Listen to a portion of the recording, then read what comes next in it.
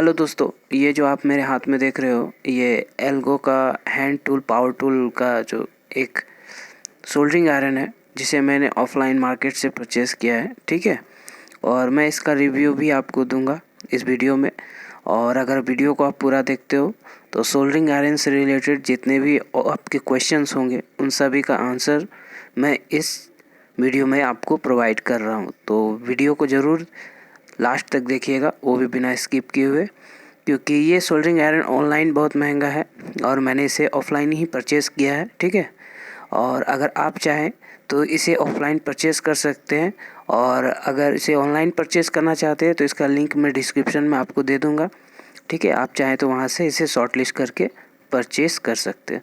तो मैंने इस सोल्डरिंग आयरन को इसलिए मंगाया है क्योंकि मुझे बारीक काम करने के लिए एक सोल्डरिंग आयरन की ज़रूरत थी, वरना मेरे पास तो बहुत से सोल्डरिंग आयरन है जिसे मैं अपने काम के लिए इस्तेमाल में ले सकता हूँ।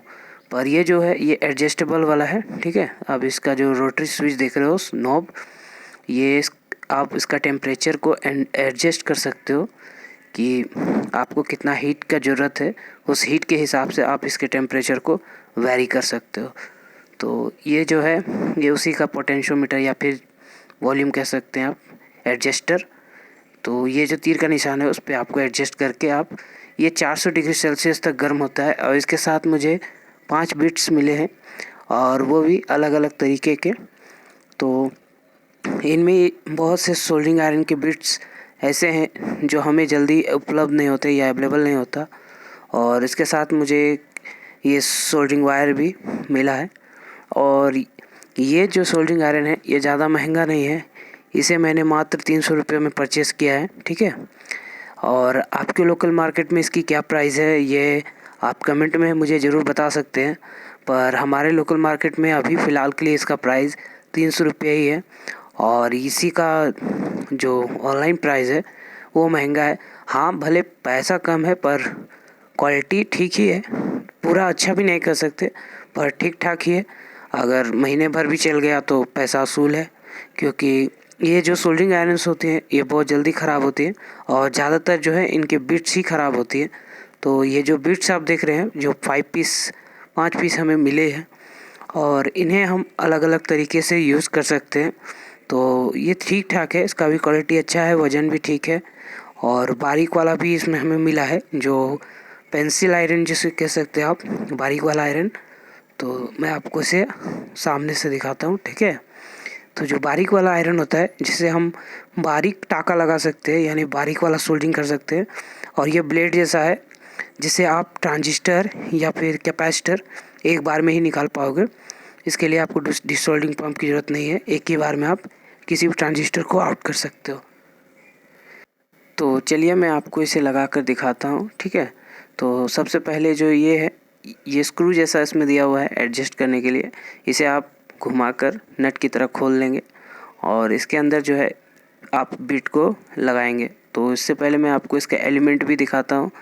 और ये एलिमेंट कोई नॉर्मल आयरन एलिमेंट नहीं है, ये सिरेमिक एलिमेंट है। और अगर ये ख़राब होता है तो आपको इसे तो ऑनलाइन ही परचेज़ करना पड़ेगा, क्योंकि मैंने जहाँ से परचेज़ किया उसने कहा कि इसका जो एलिमेंट है वो मिलता नहीं है। जैसे 25 वाट वाला एलिमेंट आपको किसी भी लोकल इलेक्ट्रॉनिक्स मार्केट में मिल जाता है, पर इसका एलिमेंट मिलना थोड़ा सा मुश्किल है। तो इसे लगाना भी आसान है और इसे खोलना भी आसान है, पर मैंने अभी इसे ख़रीदा ही है, अभी इसका यूज़ नहीं किया है और ना ही मुझे अभी इसके आयरन के बारे में कुछ एक्सपीरियंस है। तो जैसा होगा मैं इसका जो रिव्यू वीडियो है, जो एक्सपीरियंस वीडियो, वो आपको ज़रूर प्रोवाइड करूँगा। ठीक है, तो ये जो एडजस्टेबल नॉब है ये 400 डिग्री तक वेरी करता है, यानी 100 डिग्री से लेके 400 डिग्री सेल्सियस तक ये गर्म हो सकता है। आप इसे जैसा चाहे 300 डिग्री या फिर 200 डिग्री या फिर 400 डिग्री सेल्सियस पे गर्म कर सकते हैं। पर मैं इसे टेस्टिंग पर्पज़ के लिए 400 डिग्रीज पे ही सेट करके, ठीक है, आपको टेस्ट कराता हूँ कि ये सोल्डरिंग आयरन कितनी जल्दी गर्म होता है। ठीक है, और इससे सोल्डरिंग करना मुमकिन है भी या फिर नहीं। तो इसके साथ जो हमें सोल्डरिंग वायर मिला है उसकी भी टेस्टिंग हो जाएगी कि इसकी क्वालिटी कैसी है। और इस सोल्डरिंग आयरन जो सोल्डरिंग वायर है, ये सोल्डरिंग वायर भी हमारे मार्केट में ओसवाल का मिलता है हमारे मार्केट में, तो ओसवाल का भी आपको परचेज, ओसवाल का जो सोल्डरिंग वायर होता है वो अच्छा होता है। और ये जो है, ये मेरे पास जो एक्सटेंशन बोर्ड है, इसमें मैं 200 वोल्ट AC में इसे कनेक्ट करता हूँ, ठीक है। और ऐसे तो देखने में नहीं लग रहा, लेकिन आयरन में एक इंडिकेटर है, ठीक है, वो आपको ग्लो करता हुआ दिख रहा होगा, वो भी ब्लिंक कर रहा है।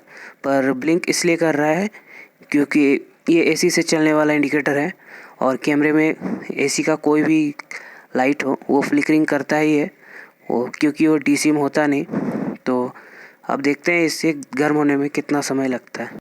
और हाँ, ये सोल्डरिंग आयरन जो हीट होने में थोड़ा सा स्मोक निकलेगा, तो घबराइएगा नहीं, क्योंकि एलिमेंट जब पहली बार गर्म होता है तो थोड़ा सा स्मोक निकालता ही है। तो आप देख सकते हैं ये इसने तुरंत ही सोल्डरिंग वायर को पिघला दिया। अब मैं इसमें लगा हुआ ये जो छोटा सर्किट BMS है, उसे आपको निकाल कर दिखाता हूँ। तो देख सकते हैं आप, ये अच्छे से इस वायर को भी निकालेगा। तो देखिए, इस वायर को भी इसने आसानी से निकाल दिया। तो ओवरऑल जो है इसकी क्वालिटी अच्छी है और इसका परफॉर्मेंस भी अच्छा है, बशर्ते मैंने इसे अभी अच्छे तरीके से यूज़ नहीं किया है। यानी मैं जो काम पे यूज़ करता हूँ वो अभी मैंने इसे स्टार्ट किया है। और जो एडजस्टेबल नॉब है, ये इसकी जो खूबी है मुझे बहुत पसंद आई, क्योंकि जो आयरन होता है, आयरन का बिट क्यों ख़राब होता है, आयरन का बिट इसलिए ख़राब होता है क्योंकि वो ओवरहीट होने की वजह से, क्योंकि हमें याद नहीं रहता कि आयरन चालू है और वो गर्म होता रहता है, जिसकी वजह से जो उसका बिट है वो ख़राब हो जाता है और वो कार्बोनेटेड हो जाता है। इसकी वजह से उसमें सोल्डरिंग बार बार हमें उसकी कार्बन को छुड़ाकर सोल्डरिंग करना पड़ता है। पर इस एडजस्टेबल नॉब होने की वजह से हम अगर जब इसे यूज ना करें तो हो सके इसका जो टेम्परेचर है उसे हम कम करके इसके बिट को ख़राब होने से बचा सकते हैं। वैसे भी इसमें 5 बिट मिले हुए हैं, तो 5 बिट इतनी जल्दी तो ख़राब होंगे नहीं।